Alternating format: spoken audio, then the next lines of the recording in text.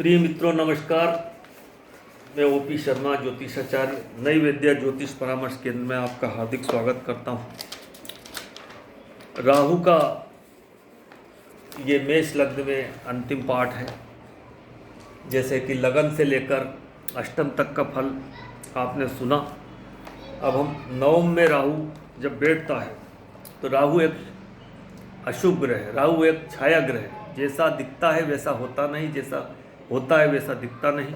राहु जिस भाव में बैठता है उस भाव के स्वामी की तरह वो काम करता है। उसकी दोनों राशियों का फल ये करता है। अगर साथ में ग्रह बैठ जाए तो उस ग्रह का भी कारकत्व तो धारण कर लेता है और इस तरह से ये फल करता है। तो नवम में अब ये एक छाया ग्रह है, स्मोकी प्लेनेट बोलते हैं। ऐसे जातक जो होते हैं ढोंगी होते हैं। अब ये धर्म का भाव है और राहु एक अधर्मी ग्रह है। तो पिता के साथ बुद्धि लगाकर पैसे ले ले, धार्मिक कार्यों से पैसा वसूल ले, धार्मिक कार्यों से पैसा ले ले, योजना बनाकर पैसा वसूलेंगे। पिता के साथ ट्यूनिंग अच्छी नहीं रहे, पिता को प्रसन्न करने में कामयाब होकर उनसे पिता का लाभ ले ले, पिता से बनावटी संबंध हो, गुरुओं से बनावटी संबंध हो, धार्मिकता जो है धार्मिक ना होकर आडंबरपूर्ण धर्म का पालन करेंगे और कर्तव्यों का पालन समय पर ना करें। इस तरह से कहीं ना कहीं ये यहाँ पर राहु जो बैठा है ये गुरु की राशि में बैठकर गुरु की तरह फल करेंगे। तो अभी दोनों राशियों का फल करेंगे। तो यहाँ अचानक से व्यय भी कर दें, क्योंकि 12वें का भी है ये। अचानक से यात्रा करें बिना किसी काम के, तो ये राहु इस तरह से नवम का फल करेगा। तब हम इसकी जो दृष्टियाँ होती है लगन पे होगी, 5वीं दृष्टि। तो 5वीं दृष्टि जब लगन पे होगी तो लगन का नुकसान करेंगे, मानसिक तनाव हो जाए, स्वार्थी रहेंगे। यहाँ का राहु व्यक्ति को अपने बारे में सोचेगा, पर्सनालिटी को नुकसान पहुँचाए, लोगों के बारे में न सोचे, सिर्फ स्व अर्थ निकलना चाहिए। तो ये 5वें भाव में जब दृष्टि पड़ेगी तो अशुद्ध कर देगी इसको। जो अंदर का भाव जो शुद्ध होना चाहिए वो शुद्ध नहीं रहेगा, कहीं ना कहीं कपटपूर्ण व्यवहार करेंगे। राहु का जो 7वीं दृष्टि है वो 3रे भाव पे पड़ने से साहस पराक्रमी नहीं होंगे। ये अपने भाई बहनों नौकर चाकर से संबंध अच्छे नहीं रहेंगे और छोटी छोटी यात्राएं करेंगे तो बिना काम की यात्रा करेंगे, बिना काम की भगदौड़ करेंगे। राहु की जो नवम दृष्टि है वो 5म पे पड़ेगी तो ये उच्च शिक्षा को नुकसान पहुंचा दे। सोच उनकी कपटपूर्ण होगी, जैसे सोच का ही भाव है। तो विवेकी ना हो ये। अगर यहाँ से राहु जब वहाँ दृष्टि डालेगा 5म पे तो ये विवेकी ना हो, और विवेक अगर हो तो विवेक समय पे काम ना करे। संतान से संबंध अच्छे नहीं रहे या संतान से संबंधित समस्या ये राहु दे सकता है। तो इस तरह से ये राहु नवम भाव में बैठकर, और राहु केतु एक्सिस रहेगा तो मित्रों ये कहीं ना कहीं उतना फ्रूटफुल नहीं होता है। अब हम राहु को दशम में रख कर देखते हैं। राहु दशम, तो मित्रों ये राहु जो है कहीं ना कहीं मित्रों दशम भाव में जो पाप ग्रह होते हैं वो अच्छे फल देते हैं। शनि की राशि में है तो शनि जैसा फल करेगा, ये इसकी शनि की दोनों राशियों का फल करेगा। तो अब दशम में क्या करेंगे, ये मैनेजरियल पोस्ट ले लेंगे मित्रों। मैनेजर क्यों बन जाएंगे, ये येन केन प्रकरण जो इनको अलॉटेड कार्य है उनको करके छोड़ेंगे। बॉस के साथ संबंध अच्छे बनाने के लिए कुछ भी करेंगे। हर जगह बिगड़ी स्थिति को ये सुधार सकता है। यहाँ का राहु जुगाड़ू ग्रह है तो है ही, ये जुगाड़ करने में कामयाब रहेंगे। योजना बनाने में, योजनाएं की यहाँ के राहु की योजनाएं हमेशा निपुण होती है। बुरा नहीं है यहाँ का राहु, अच्छा होता है। कार्य क्षेत्र में आगे बढ़ेंगे और सीनियर का ही सम्मान करेंगे। तो मित्रों, और यहाँ का राहु व्यक्ति को पॉलिटिशियन बनाता है। जिस भी नेताओं के कुंडली में अक्सर राहु दशम में होता है तो ऐसा भी कहते हैं कि राहु जिसके 10 में दुनिया उसके बस में।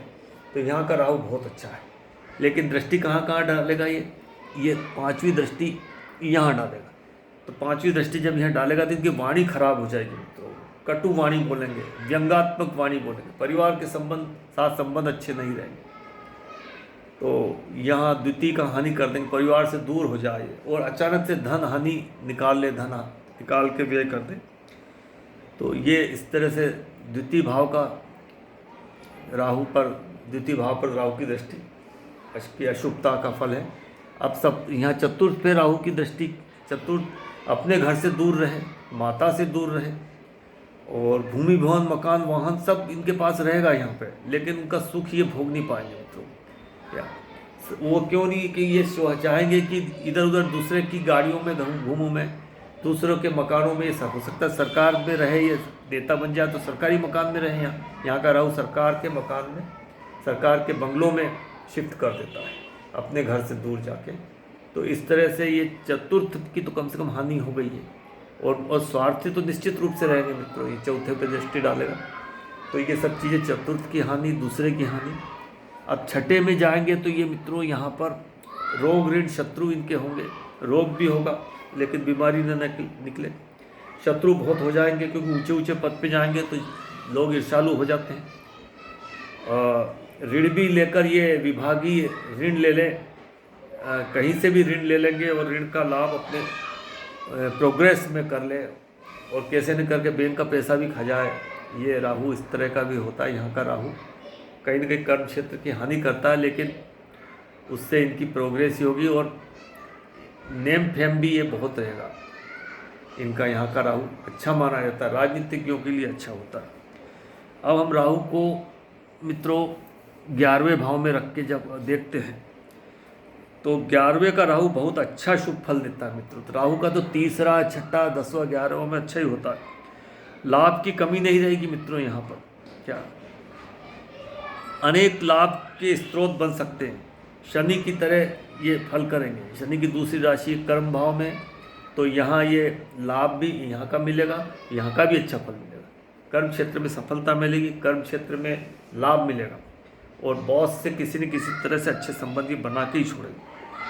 शनि के घर में राहु हानि नहीं करेंगे, बड़े भाई से भी संबंध अच्छे रहेंगे।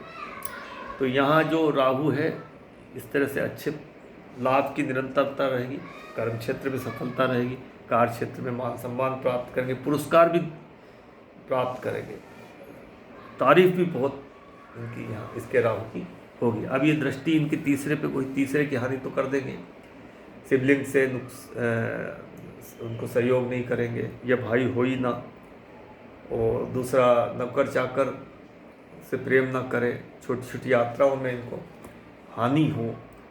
7वीं दृष्टि से ये यहाँ देखेंगे तो उच्च शिक्षा को नुकसान पहुँचा दे, उच्च शिक्षा में विलंब हो, रुकावट आ जाए, संतान से समस्या हो जाए, और सोच इनकी वही कपटपूर्ण स्वार्थी सोच रहती है। पंचम की हानि होगी। पंचम भाव जो है वो अच्छी सोच का है, अच्छे विवेक का है। विवेक समय पे काम ना हो, कुछ अवयवी की हो जाए। और सप्तम 9वीं दृष्टि की दाम्पत्य पे रहेगी, तो दाम्पत्य की हानि हो जाएगी, भ्रमपूर्ण संबंध रहेंगे, पत्नी से दूर हो जाए। तो इस तरह से ये तीनों ही दृष्टियाँ में नुकसान ही है, हानि है, हानिपूर्ण भाव की हानि करेंगे।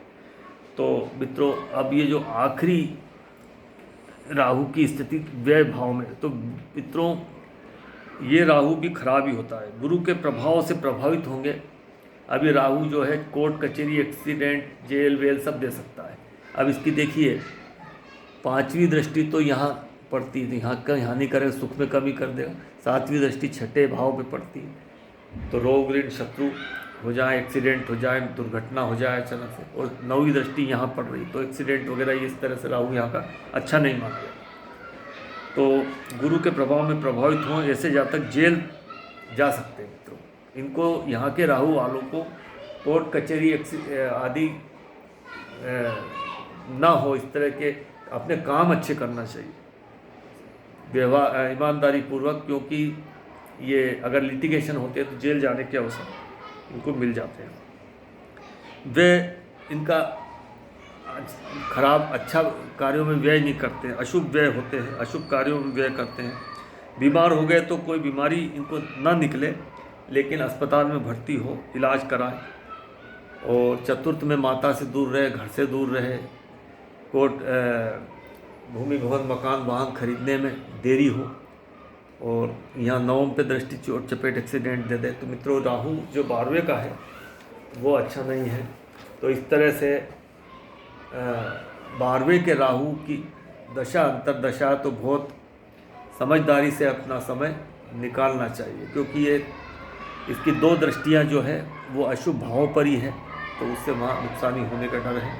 और चतुर्थ जो भाव है उस पर भी दृष्टि है, तो सुख में कमी कर देता है। तो मित्रों इस तरह से ये राहु की मेष लग्न में द्वादश भाव में स्थिति के फल कहने का प्रयास किया गया है। मित्रों आपने वीडियो पूरा देखा, इसके लिए बहुत बहुत धन्यवाद। वीडियो अच्छा लगता है, पाठ अच्छा लगता है तो इसे लाइक कीजिए, इस चैनल को शेयर कीजिए, सब्सक्राइब कीजिए। मित्रों अब हम केतु के द्वादश भावों में क्या फल होते हैं उसके बारे में पाठ लेकर आएंगे। तब तक के लिए हमें इजाज़त दीजिए। आपको बहुत बहुत नमस्कार, धन्यवाद।